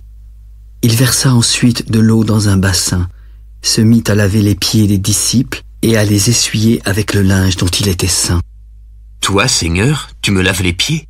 « Pierre, ce que je fais, tu ne le comprends pas maintenant, mais tu le comprendras bientôt. » « Non, jamais tu ne me laveras les pieds. » « Si je ne te lave, tu n'auras point de part avec moi. » « Alors, Seigneur, ne me lave pas seulement les pieds, mais aussi les mains et la tête. » Celui qui est lavé n'a besoin que de se laver les pieds pour être entièrement pur.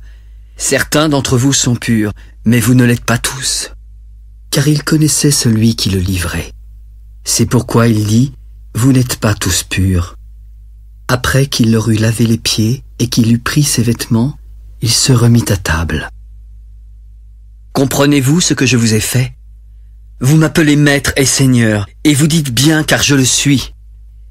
Si donc je vous ai lavé les pieds, moi, le Seigneur et le Maître, vous devez aussi vous laver les pieds les uns aux autres, car je vous ai donné un exemple afin que vous fassiez comme je vous ai fait. En vérité, je vous le dis, le serviteur n'est pas plus grand que son Seigneur, ni l'apôtre plus grand que celui qui l'a envoyé. Si vous savez ces choses, vous êtes heureux, pourvu que vous les pratiquiez. Ce n'est pas de vous dont je parle, je connais ceux que j'ai choisis. Mais il faut que l'Écriture s'accomplisse. Celui qui mange avec moi le pain a levé son talon contre moi. Dès à présent, je vous le dis avant que la chose arrive, afin que lorsqu'elle arrivera, vous croyiez à ce que je suis. En vérité, je vous le dis, celui qui reçoit celui que j'aurai envoyé me reçoit, et celui qui me reçoit, reçoit celui qui m'a envoyé. En vérité, je vous le dis, l'un de vous me livrera. Les disciples se regardaient les uns les autres, ne sachant de qui ils parlaient. Un des disciples, celui que Jésus aimait, était couché sur le sein de Jésus.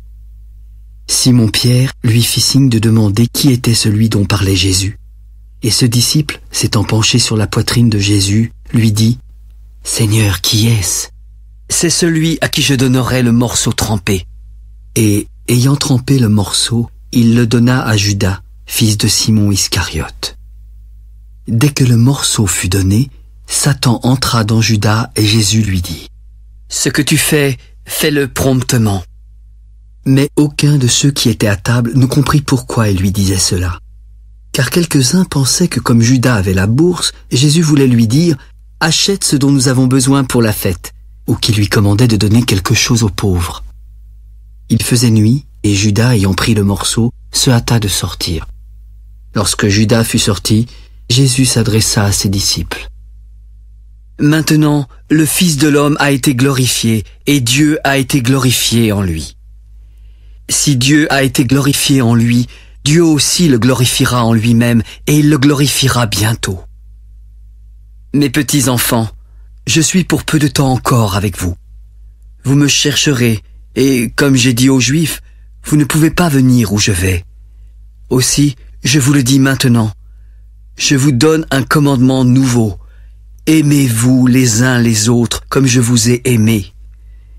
Vous aussi aimez-vous les uns les autres, car si vous avez de l'amour les uns pour les autres, tous connaîtront que vous êtes mes disciples. » Simon-Pierre lui dit « Seigneur, où vas-tu » ? « Maintenant, tu ne peux pas me suivre où je vais, mais tu me suivras plus tard. » « Seigneur, pourquoi ne puis-je pas te suivre maintenant ? Je donnerai ma vie pour toi. »« Tu donneras ta vie pour moi ? En vérité, je te le dis, le coq ne chantera pas que tu ne m'aies renié 3 fois. »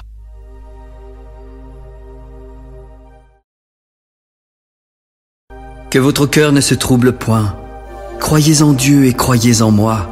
Il y a plusieurs demeures dans la maison de mon Père. Si cela n'était pas, je vous l'aurais dit. Je vais vous préparer une place. Lorsque je m'en serai allé et que je vous aurai préparé une place, je reviendrai pour vous prendre avec moi, afin que là où je suis, vous y soyez aussi. Vous savez où je vais, et vous en connaissez le chemin. Thomas lui dit « Seigneur, nous ne savons où tu vas. Comment pouvons-nous en connaître le chemin ? » Je suis le chemin, la vérité et la vie. Nul ne vient au Père que par moi. Si vous me connaissiez, vous connaîtriez aussi mon Père.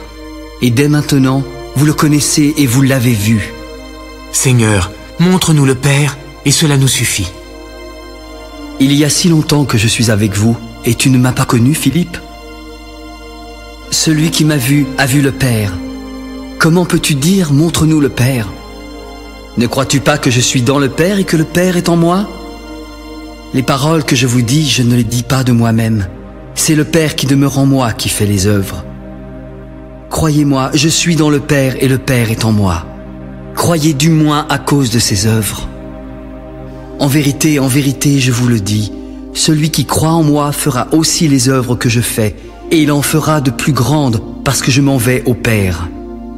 Et tout ce que vous demanderez en mon nom, je le ferai afin que le Père soit glorifié dans le Fils. Si vous demandez quelque chose en mon nom, je le ferai. Si vous m'aimez, gardez mes commandements. Je prierai le Père, et il vous donnera un autre consolateur qui demeurera éternellement avec vous. L'Esprit de vérité que le monde ne peut recevoir parce qu'il ne le voit point et ne le connaît point. Mais vous, vous le connaissez, car il demeure avec vous et il sera en vous. Je ne vous laisserai pas orphelin, je viendrai à vous. Encore un peu de temps et le monde ne me verra plus. Mais vous, vous me verrez, car je vis et vous vivrez aussi. En ce jour-là, vous connaîtrez que je suis en mon Père, que vous êtes en moi et que je suis en vous. Celui qui a mes commandements et qui les garde, c'est celui qui m'aime. Et celui qui m'aime sera aimé de mon Père. Je l'aimerai et je me ferai connaître à lui. Seigneur, d'où vient que tu te feras connaître à nous et non au monde? Si quelqu'un m'aime, il gardera ma parole et mon Père l'aimera. Nous viendrons à lui et nous ferons notre demeure chez lui. Celui qui ne m'aime pas ne garde point mes paroles. La parole que vous entendez n'est pas de moi, mais du Père qui m'a envoyé. Je vous ai dit ces choses pendant que je demeure avec vous. Mais le Consolateur, le Saint-Esprit que le Père enverra en mon nom, vous enseignera toutes choses et vous rappellera tout ce que je vous ai dit. Je vous laisse la paix et je vous donne ma paix. Je ne vous donne pas comme le monde donne.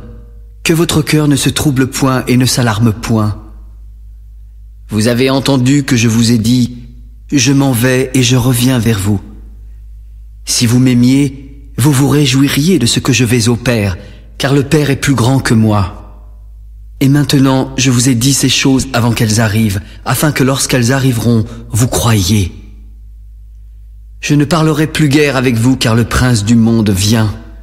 Il n'a rien en moi, mais afin que le monde sache que j'aime le Père et que j'agis selon l'ordre que le Père m'a donné, levez-vous et partons d'ici. Je suis le vrai cep et mon Père est le vigneron. Tout sarment qui est en moi et qui ne porte pas de fruit, il le retranche. Et tout sarment qui porte du fruit, il l'émonde afin qu'il porte encore plus de fruits. Déjà, vous êtes purs à cause de la parole que je vous ai annoncée.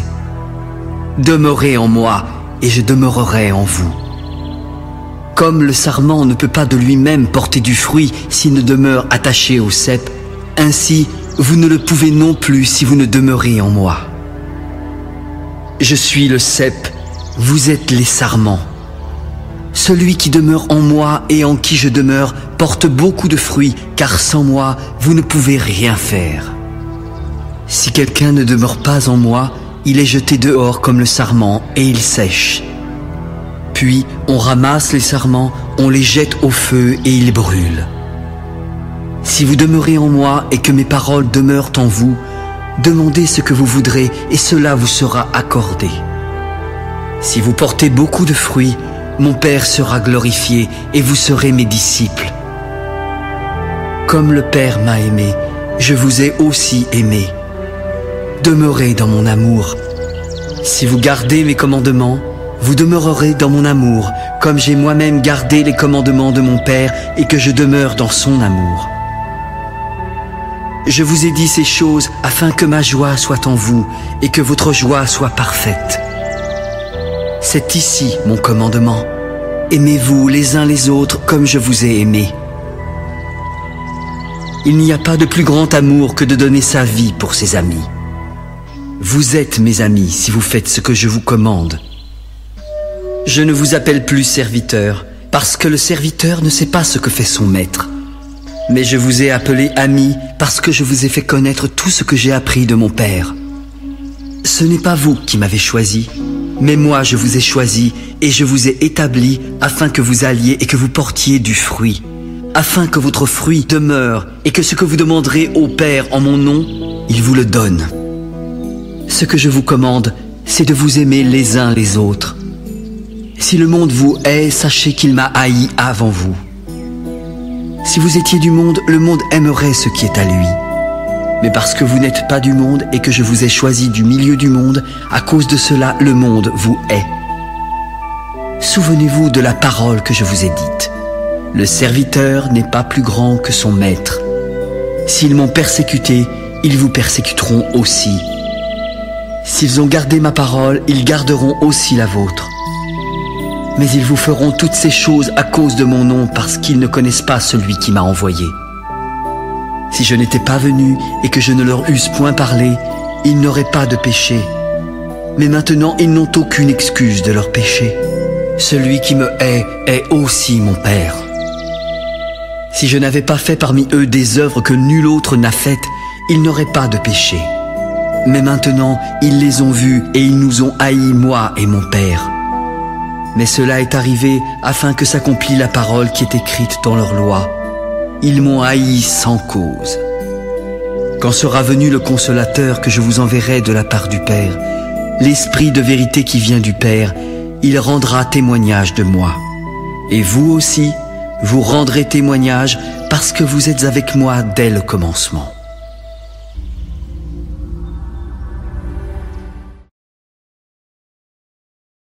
Je vous ai dit ces choses afin qu'elles ne soient pas pour vous une occasion de chute. Ils vous excluront des synagogues, et l'heure vient même où quiconque vous fera mourir croira rendre un culte à Dieu. Ils agiront ainsi parce qu'ils n'ont connu ni le Père ni moi. Je vous ai dit ces choses afin que lorsque l'heure sera venue, vous vous souveniez que je vous les ai dites. Je ne vous en ai pas parlé dès le commencement parce que j'étais avec vous. Maintenant, je m'en vais vers celui qui m'a envoyé, et aucun de vous ne me demande « Où vas-tu » Mais parce que je vous ai dit ces choses, la tristesse a rempli votre cœur. Cependant, je vous dis la vérité. Il vous est avantageux que je m'en aille, car si je ne m'en vais pas, le Consolateur ne viendra pas vers vous. Et si je m'en vais, je vous l'enverrai. Lorsqu'il sera là, il convaincra le monde en ce qui concerne le péché, la justice et le jugement. Le péché parce qu'il ne croit pas en moi, la justice parce que je vais au Père et que vous ne me verrez plus, et le jugement parce que le prince de ce monde est jugé. J'ai encore beaucoup de choses à vous dire, mais vous ne pouvez pas les porter maintenant. Quand le Consolateur, l'Esprit de vérité, sera venu, il vous conduira dans toute la vérité, car il ne parlera pas de lui-même, mais il dira tout ce qu'il aura entendu, et il vous annoncera les choses à venir. Il me glorifiera parce qu'il prendra de ce qui est à moi et vous l'annoncera. Tout ce que le Père a est à moi. C'est pourquoi j'ai dit qu'il prend de ce qui est à moi et qu'il vous l'annoncera. Encore un peu de temps et vous ne me verrez plus. Puis encore un peu de temps et vous me verrez parce que je vais au Père. Là-dessus, quelques-uns de ses disciples se dirent entre eux. Que signifie ce qu'il nous dit ? Encore un peu de temps et vous ne me verrez plus. Et puis encore un peu de temps et vous me verrez. Et parce que je vais au Père, que signifie ce qu'il nous dit ? Encore un peu de temps, nous ne savons de quoi il parle. Et Jésus connut qu'il voulait l'interroger. Vous vous questionnez les uns les autres sur ce que j'ai dit. Encore un peu de temps et vous ne me verrez plus. Et puis encore un peu de temps et vous me verrez. En vérité, je vous le dis, vous pleurerez et vous vous lamenterez et le monde se réjouira. Vous serez dans la tristesse, mais votre tristesse se changera en joie. La femme, lorsqu'elle enfante, éprouve de la tristesse, parce que son heure est venue. Mais lorsqu'elle a donné le jour à l'enfant, elle ne se souvient plus de la souffrance à cause de la joie qu'elle a de ce qu'un homme est né dans le monde. Vous aussi, vous êtes maintenant dans la tristesse. Mais je vous reverrai et votre cœur se réjouira. Et nul ne vous ravira votre joie. En ce jour-là, vous ne m'interrogerez plus sur rien. En vérité, je vous le dis, ce que vous demanderez au Père, il vous le donnera en mon nom. Jusqu'à présent, vous n'avez rien demandé en mon nom. Demandez et vous recevrez afin que votre joie soit parfaite. Je vous ai dit ces choses en parabole, mais l'heure vient où je ne vous parlerai plus en parabole et où je vous parlerai ouvertement du Père. En ce jour, vous demanderez en mon nom et je ne vous dis pas que je prierai le Père pour vous, car le Père lui-même vous aime parce que vous m'avez aimé et que vous avez cru que je suis sorti de Dieu. Je suis sorti du Père et je suis venu dans le monde. Maintenant, je quitte le monde et je vais au Père. Maintenant tu parles ouvertement et tu n'emploies aucune parabole. Maintenant nous savons que tu sais toutes choses et que tu n'as pas besoin que personne ne t'interroge. C'est pourquoi nous croyons que tu es sorti de Dieu. Vous croyez maintenant. Voici, l'heure vient et elle est déjà venue où vous serez dispersés chacun de votre côté et où vous me laisserez seul. Mais je ne suis pas seul, car le Père est avec moi. Je vous ai dit ces choses afin que vous ayez la paix en moi. Vous aurez des tribulations dans le monde, mais prenez courage, j'ai vaincu le monde. »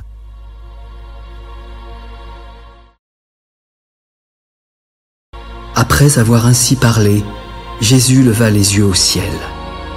« Père, l'heure est venue.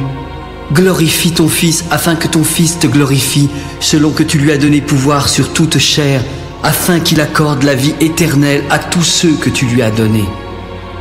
La vie éternelle, c'est qu'ils te connaissent, toi, le seul vrai Dieu, et celui que tu as envoyé, Jésus-Christ. Je t'ai glorifié sur la terre, et j'ai achevé l'œuvre que tu m'as donnée à faire. Maintenant, Père, glorifie-moi auprès de toi-même, de la gloire que j'avais auprès de toi avant que le monde fût. J'ai fait connaître ton nom aux hommes que tu m'as donnés du milieu du monde. Ils étaient à toi, tu me les as donnés et ils ont gardé ta parole. Maintenant, ils ont connu que tout ce que tu m'as donné vient de toi. Je leur ai donné les paroles que tu m'as données et ils les ont reçues. Ils ont vraiment connu que je suis sorti de toi et ils ont cru que tu m'as envoyé. C'est pour eux que je prie. Je ne prie pas pour le monde, mais pour ceux que tu m'as donnés, parce qu'ils sont à toi. Tout ce qui est à moi est à toi, et tout ce qui est à toi est à moi, et je suis glorifié en eux. Je ne suis plus dans le monde. Ils sont dans le monde et je vais à toi. Père Saint, garde en ton nom ceux que tu m'as donnés, afin qu'ils soient un comme nous. Lorsque j'étais avec eux dans le monde, je les gardais en ton nom. J'ai gardé ceux que tu m'as donnés, et aucun d'eux ne s'est perdu, sinon le fils de perdition, afin que l'écriture fût accomplie.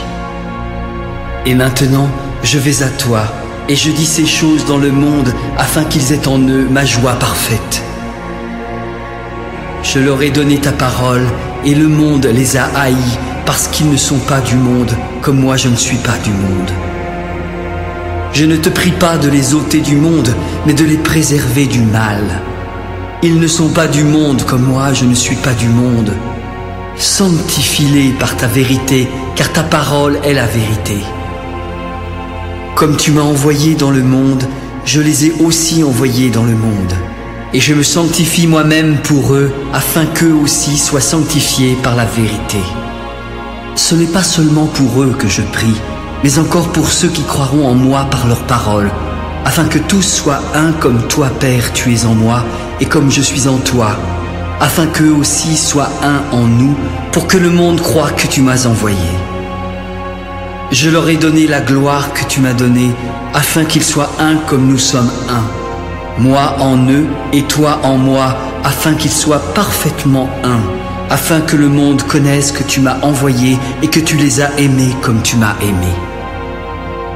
Père, je veux que là où je suis, ceux que tu m'as donnés soient aussi avec moi, afin qu'ils voient ma gloire, la gloire que tu m'as donnée. Parce que tu m'as aimé avant la fondation du monde. Père juste, le monde ne t'a point connu, mais moi je t'ai connu, et ceux-ci ont connu que tu m'as envoyé. Je leur ai fait connaître ton nom, et je leur ferai connaître afin que l'amour dont tu m'as aimé soit en eux, et que je sois en eux.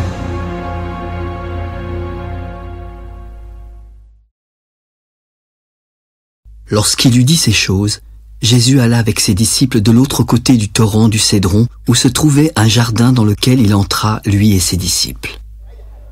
Judas, qui le livrait, connaissait ce lieu parce que Jésus et ses disciples s'y étaient souvent réunis. Alors Judas, ayant pris la cohorte et les huissiers qu'envoyèrent les principaux sacrificateurs et les pharisiens, vint là avec des lanternes, des flambeaux et des armes. Jésus, sachant tout ce qui devait lui arriver, s'avança. « Qui cherchez-vous » ? « Jésus de Nazareth !»« C'est moi !»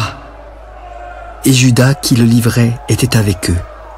Lorsque Jésus leur eut dit « C'est moi », ils reculèrent et tombèrent par terre. Il leur demanda de nouveau « Qui cherchez-vous » ?« Jésus de Nazareth !»« Je vous ai dit que c'est moi. Si c'est moi que vous cherchez, laissez aller ceci. » Il dit cela afin que s'accomplît la parole qu'il avait dite. « Je n'ai perdu aucun de ceux que tu m'as donnés. » Simon-Pierre, qui avait une épée, la tira, frappa le serviteur du souverain sacrificateur et lui coupa l'oreille droite. Ce serviteur s'appelait Malchus. « Remets ton épée dans le fourreau. Ne boirai-je pas la coupe que le Père m'a donnée à boire ?»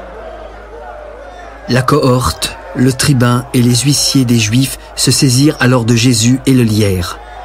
Ils l'emmenèrent d'abord chez Anne, car il était le beau-père de Caïphe qui était souverain sacrificateur cette année-là. Caïphe était celui qui avait donné ce conseil aux Juifs. Il est avantageux qu'un seul homme meure pour le peuple. Simon-Pierre, avec un autre disciple, suivait Jésus. Ce disciple était connu du souverain sacrificateur et il entra avec Jésus dans la cour. Mais Pierre resta dehors près de la porte. L'autre disciple, qui était connu du souverain sacrificateur, sortit et parla à la servante. Elle s'adressa alors à Pierre. « Toi aussi, n'es-tu pas des disciples de cet homme ?» ?»« Non, je n'en suis pas. » Les serviteurs et les huissiers qui étaient là avaient allumé un brasier car il faisait froid. Pierre se tenait avec eux et se chauffait. Le souverain sacrificateur interrogea Jésus sur ses disciples et sur sa doctrine. « J'ai parlé ouvertement au monde.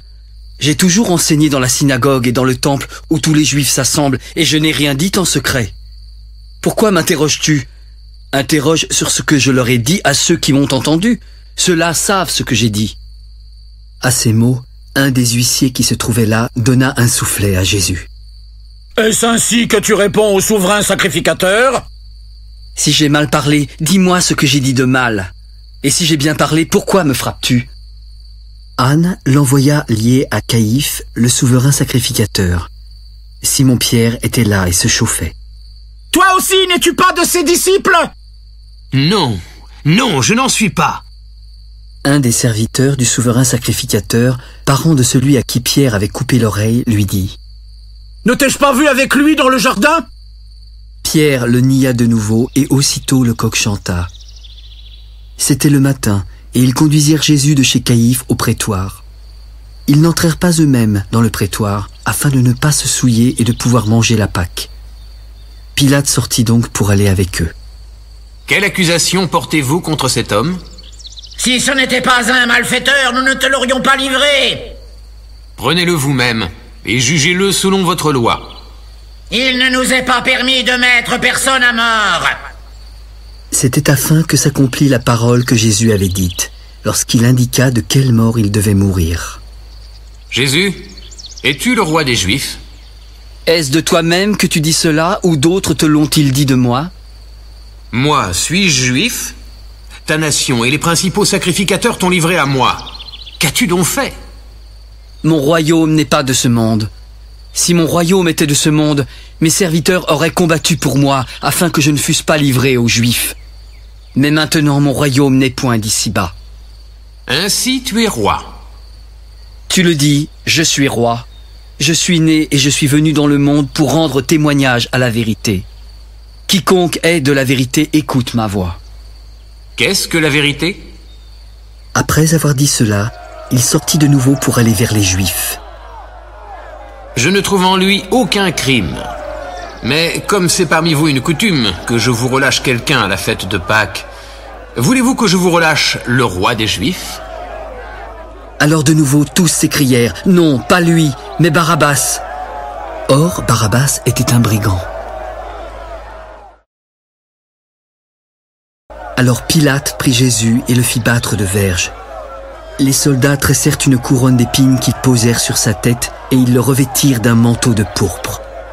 Puis, s'approchant de lui, en lui donnant des soufflets, « Salut, roi des Juifs !» Pilate sortit de nouveau. « Voici, je vous l'amène dehors afin que vous sachiez que je ne trouve en lui aucun crime. » Jésus sortit en portant la couronne d'épines et le manteau de pourpre. Et Pilate leur dit, « Voici l'homme !» Lorsque les principaux sacrificateurs et les huissiers le virent, ils s'écrièrent, « Crucifie-le ! Crucifie-le !»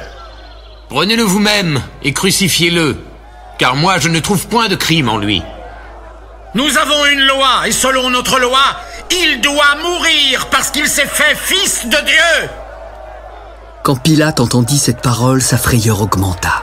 Il entra dans le prétoire et questionna Jésus. « D'où es-tu? Pourquoi ne me parles-tu pas? Ne sais-tu pas que j'ai le pouvoir de te crucifier et que j'ai le pouvoir de te relâcher? » Tu n'aurais sur moi aucun pouvoir s'il ne t'avait été donné d'en haut. C'est pourquoi celui qui me livre à toi commet un plus grand péché. Dès ce moment, Pilate cherchait à le relâcher, mais les Juifs criaient « Si tu le relâches, tu n'es pas un ami de César, car quiconque se fait roi se déclare contre César. » Pilate, ayant entendu ces paroles, amena Jésus dehors. Jésus s'assit sur le tribunal au lieu appelé du pavé, en hébreu Gabbatha. C'était la préparation de la Pâque et environ la 6e heure. Pilate s'adressa aux Juifs. « Voici votre roi. » « Crucifie-le! Crucifie-le » « Pourquoi crucifierais-je votre roi? » « Nous n'avons de roi que César !» Alors il le leur livra pour être crucifié. Ils prirent donc Jésus et l'emmenèrent. Jésus, portant sa croix, arriva au lieu dit du crâne, qui se nomme en hébreu Golgotha. C'est là qu'il fut crucifié et 2 autres avec lui, un de chaque côté et Jésus au milieu. Pilate fit une inscription qu'il plaça sur la croix et qui était ainsi conçue. Jésus de Nazareth, roi des Juifs. Le lieu où Jésus fut crucifié était près de la ville et beaucoup de Juifs lurent cette inscription. Elle était en hébreu, en grec et en latin. Les principaux sacrificateurs des Juifs dirent à Pilate: « N'écris pas roi des Juifs, mais écris qu'il a dit « Je suis le roi des Juifs !» Ce que j'ai écrit, je l'ai écrit. Les soldats, après avoir crucifié Jésus, prirent ses vêtements.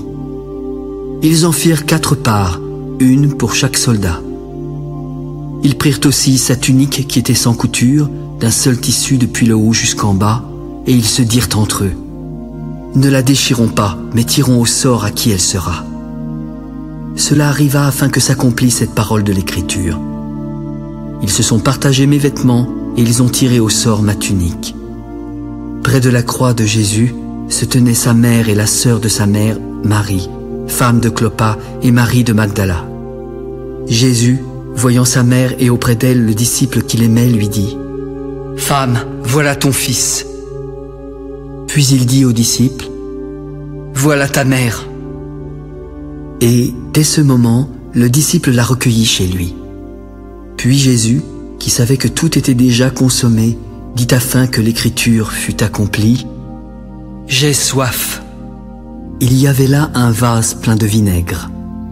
Les soldats en remplirent une éponge et l'ayant fixée à une branche d'hysope, ils l'approchèrent de sa bouche. Quand Jésus eut pris le vinaigre, il dit: « Tout est accompli. » Et, baissant la tête, il rendit l'esprit. Dans la crainte que les corps ne restassent sur la croix pendant le sabbat, car c'était la préparation et ce jour de sabbat était un grand jour, les Juifs demandèrent à Pilate qu'on rompît les jambes aux crucifiés et qu'on les enlevât.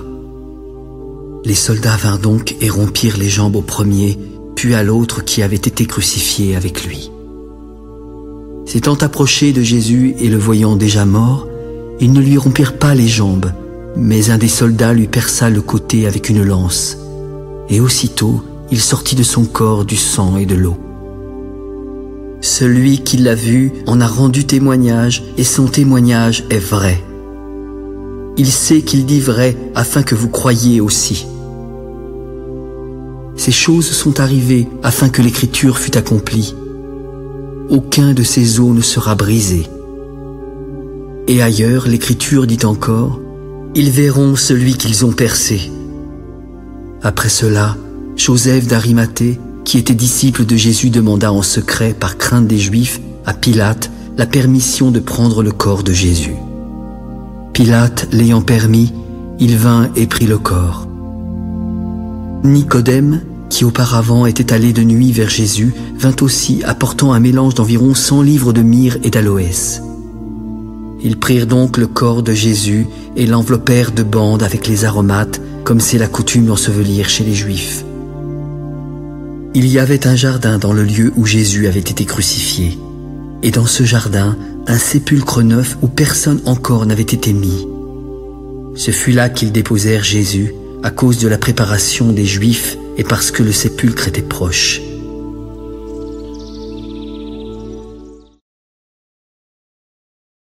Le premier jour de la semaine, Marie de Magdala se rendit au sépulcre dès le matin. Il faisait encore obscur et elle vit que la pierre était ôtée du tombeau.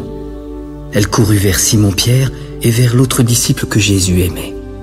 « Ils ont enlevé le Seigneur du sépulcre et nous ne savons pas où ils l'ont mis. » Pierre et l'autre disciple sortirent et allèrent au sépulcre. Ils couraient tous deux ensemble. Mais l'autre disciple courut plus vite que Pierre et arriva le premier au sépulcre. S'étant baissé, il vit les bandes qui étaient à terre, mais il n'entra pas. Simon-Pierre, qui le suivait, arriva et entra dans le sépulcre.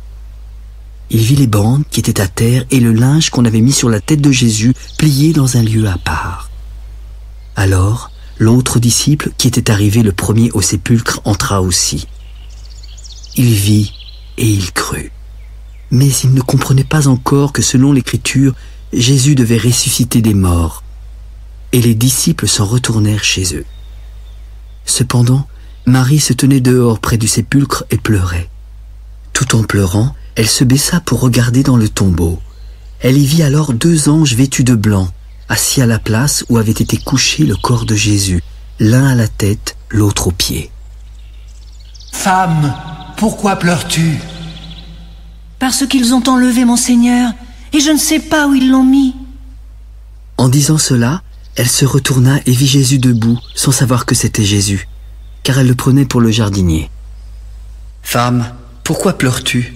Qui cherches-tu ?»« Seigneur, si c'est toi qui l'as emporté, dis-moi où tu l'as mis et je le prendrai. »« Marie ?»« Maître !»« Ne me touche pas, car je ne suis pas encore monté vers mon Père. Mais va trouver mes frères et dis-leur que je monte vers mon Père et votre Père, vers mon Dieu et votre Dieu. » Marie de Magdala alla annoncer aux disciples qu'elle avait vu le Seigneur et qu'il lui avait dit ces choses. Le soir de ce jour, qui était le premier de la semaine, les portes du lieu où se trouvaient les disciples étaient fermées à cause de la crainte qu'ils avaient des Juifs. Jésus vint et se présenta au milieu d'eux. « La paix soit avec vous. » Et quand il eut dit cela, il leur montra ses mains et son côté. Les disciples furent dans la joie en voyant le Seigneur. « La paix soit avec vous.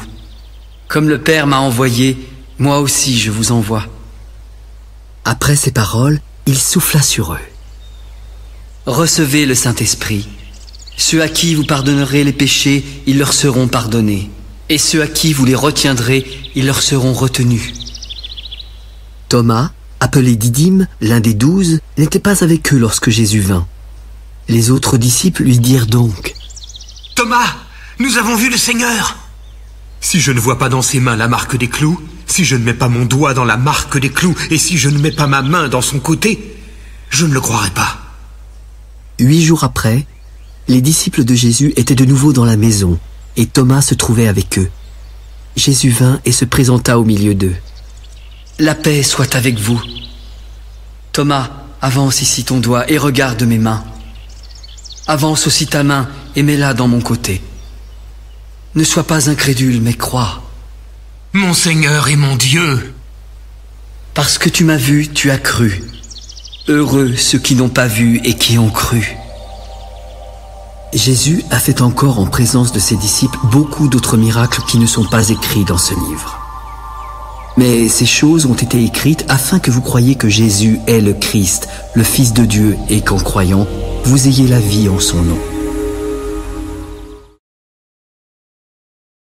Après cela, Jésus se montra encore aux disciples sur les bords de la mer de Tibériade. Et voici de quelle manière il se montra.